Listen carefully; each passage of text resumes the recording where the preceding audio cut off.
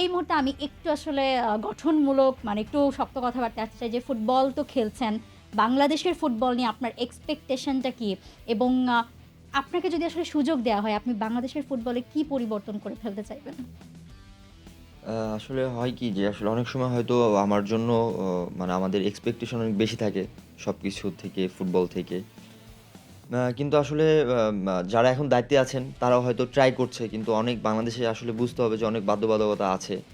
কিন্তু দিন শেষে তো আমাদের এক্সপেকটেশন থেকেই যায়।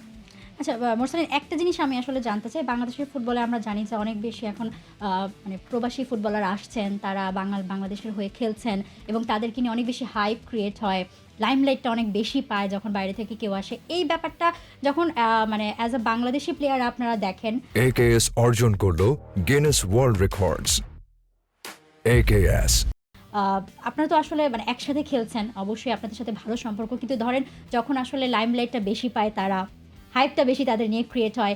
এই ব্যাপারগুলো বাংলাদেশি খেলোয়াড়রা আসলে কিভাবে নেয় ব্যাপারটা? কখনো আসলে মোরালি একটু ডাউন লাগে কিনা, খারাপ লাগে কিনা এই ব্যাপারগুলো? না, টু বি অনেস্ট আমার কাছে খুবই ভালো লাগে। আমাদের সবার কাছে আমরা যারা বাংলাদেশে বড় হয়েছি আমাদের কাছে অবশ্যই ভালো লাগে।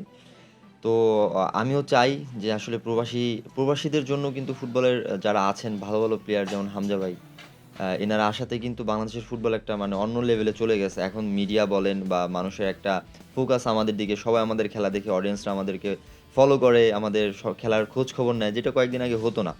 তো এটা খুবই মানে অ্যাপ্রিশিয়েট করার মতো বিষয়। For more updates, subscribe to our YouTube channel and click on the bell icon. Follow us on Facebook and Instagram.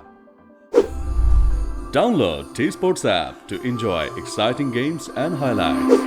Visit tsports.com.